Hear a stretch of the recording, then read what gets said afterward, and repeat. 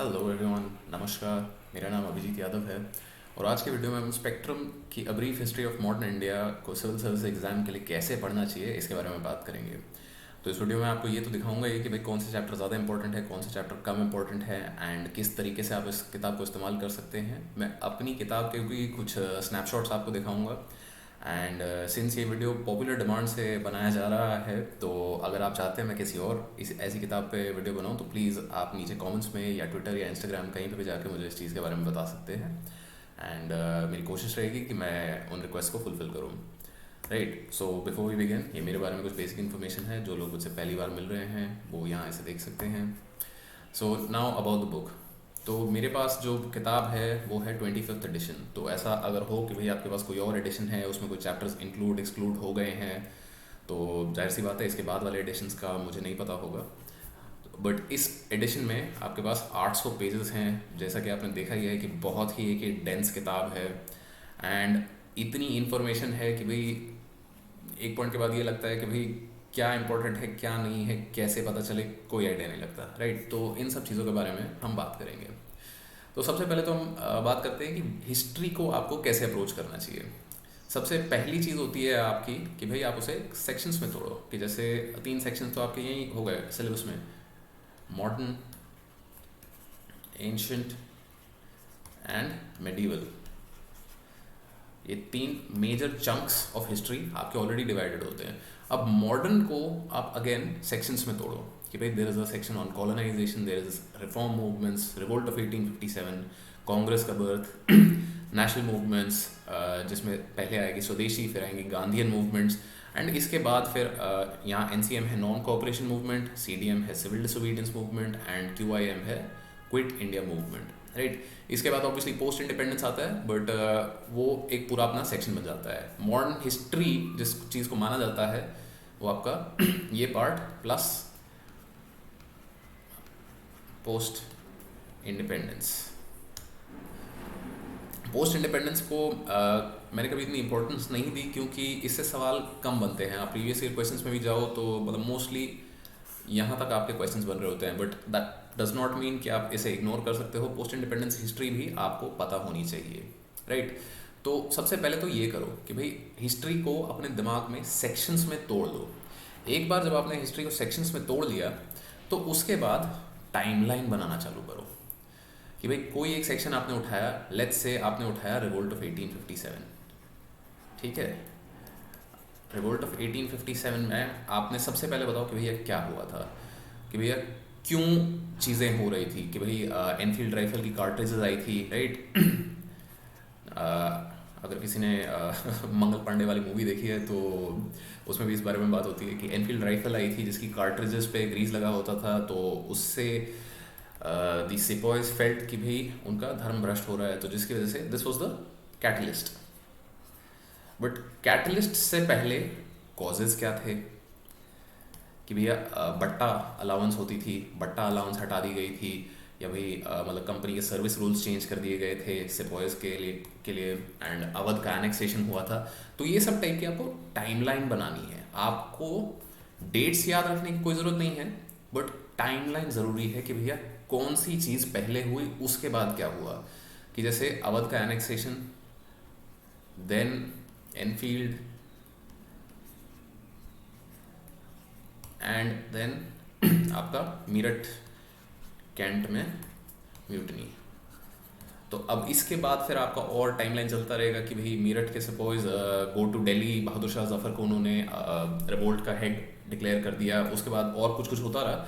तो आप सिंपली अपने लिए एक फ्लो चार्ट बना लो कि भैया इस तरीके से चीज़ें मूव करी थी। इसमें अगेन डेट्स याद रखने की आपको ज़रूरत नहीं है, बट आपको ये याद रखना है कि कौन सी चीज़ पहले, उसके बाद कौन सी चीज़ हुई। इससे क्या फ़ायदा होगा कि भाई आपको इन सारे सवालों के जवाब देने आने चाहिए कि भैया किस वजह से ये जो चीज़ हो रही थी और वाई वॉज, जो हो रहा था वो क्यों हो रहा था। राइट, कि अगर 1857 का रिवोल्ट हुआ तो भाई मतलब सिर्फ और सिर्फ एनफील्ड राइफल की वजह से नहीं होता है। सिमिलरली नॉन कोऑपरेशन मूवमेंट अगर लॉन्च करी गई तो भाई सिर्फ और सिर्फ कि भाई रॉलेट सत्य रॉलेट सत्याग्रह के बाद गांधी जी ने उसको लॉन्च कर दिया, ये मतलब कोई रीज़न नहीं है। आपको 3 4 5 रीजंस पता होने चाहिए कि भाई कॉज क्या था। फिर उसके बाद आपको पता होना चाहिए कि भाई किसने पार्टिसिपेट किया। मतलब फॉर इंस्टेंस जैसे आप शुरू शुरू के नेशनल मूवमेंट्स में देखो, तो जैसे आप नॉन कोऑपरेशन मूवमेंट की बात करो, तो यहाँ पे इंडस्ट्रियलिस्ट्स जो थे इंडिया के, उन्होंने पार्टिसिपेट नहीं किया था। Sorry about that. या उनका पार्टिसिपेशन लो था। बट सिविल डिसोबीडियंस मूवमेंट की अगर आप बात करो, तो यहाँ पे इंडस्ट्रियलिस्ट का पार्टिसिपेशन हाई हो गया था। तो ये क्यों हुआ? अगर आपको ये ही नहीं पता कि भैया पार्टिसिपेट कौन कर रहा है, तो इस पे तो कैसे ही आओगे कि भैया क्यों हाई था या क्यों लो था, राइट? तो सबसे पहले आपको पता होना चाहिए कि भैया क्या चीज़ें मूवमेंट का कॉज बनी। उसके बाद किस किस ने मूवमेंट में पार्टिसिपेट किया, कि भैया इंडस्ट्रियलिस्ट थे या नहीं थे, वर्कर्स थे या नहीं थे, मिडिल क्लास थे या नहीं थे, फार्मर्स पेजेंट्स थे या नहीं थे, ज़मींदार थे या नहीं थे, जो प्रिंसेस थे या नहीं थे। तो उन सब के बारे में आपको पता होना चाहिए। देन अगेन नेक्स्ट कम्स कि भैया किसने मिस करी, people who abstained. And finally you should know कि भाई हर मूवमेंट में हु वर ब्रिटिश सपोर्टर्स।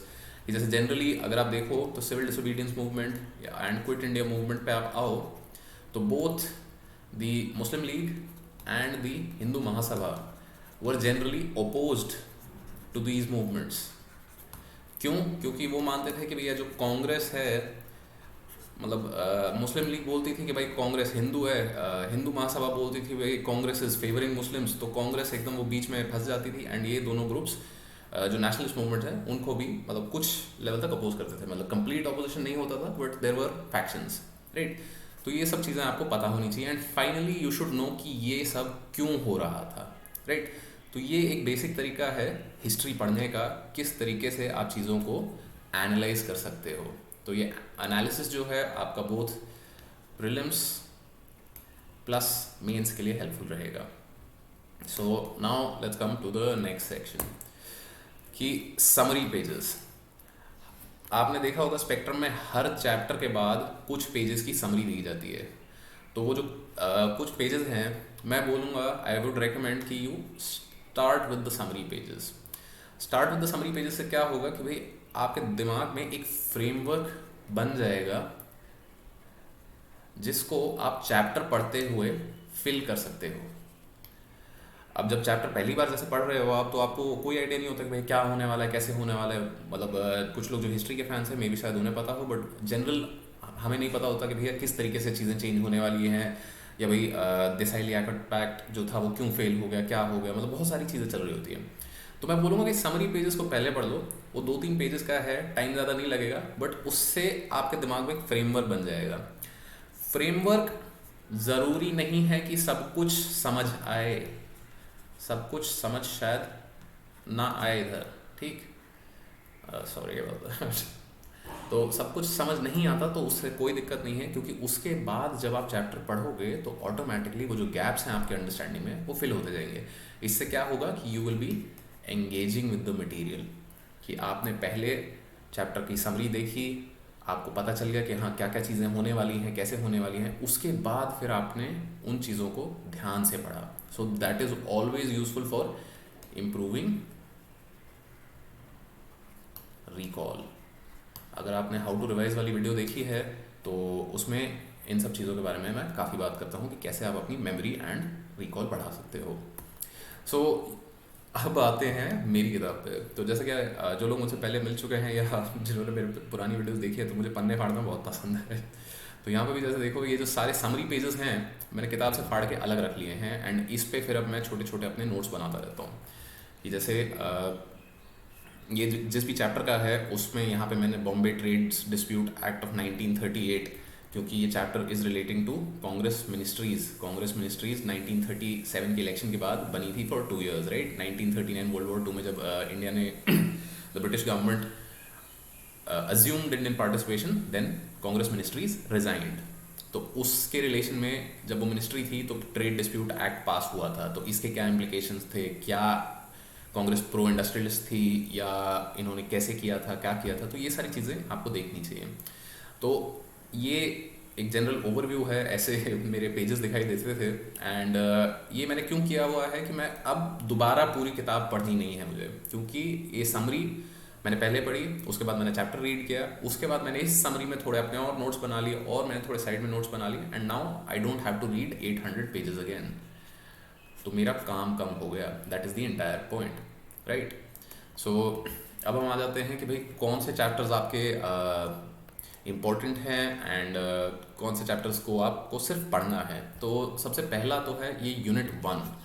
ये पूरा यूनिट जो है ये सिर्फ और सिर्फ आपको पढ़ने की ज़रूरत है, आपको याद करने की ज़रूरत नहीं है ये, क्योंकि क्या है, this is context setting. Context setting का क्या मतलब होता है कि भैया मॉडर्न हिस्ट्री जो आप पढ़ रहे हो, जो चीज़ें आपको बताई जा रही हैं कि भैया ये हुआ, ये हुआ, ये हुआ, ऐसे हुआ, यूं हुआ, क्यों हुआ, तो ये जो क्यों है इसके कई जवाब होते हैं, और ये क्यों के जवाब कहाँ से आते हैं वो इस चैप्टर में दिया हुआ है, राइट। कि how is history of modern India reconstructed. तो ये आपको पता नहीं होना चाहिए अनलेस आपका हिस्ट्री ऑप्शनल है।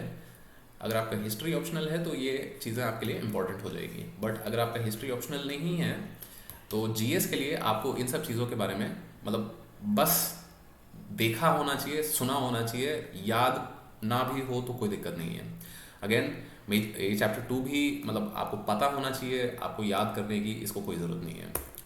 अब हम आते हैं ये सेकंड यूनिट पे, advent of Europeans and consolidation of British power. तो जैसा अगर आपको याद हो, थोड़ी देर पहले मैंने आपको जो सेक्शंस दिखाए थे कि मॉडर्न इंडिया को आप पार्ट्स में ब्रेक करो, तो उसमें एक सेक्शन था कॉलोनाइजेशन।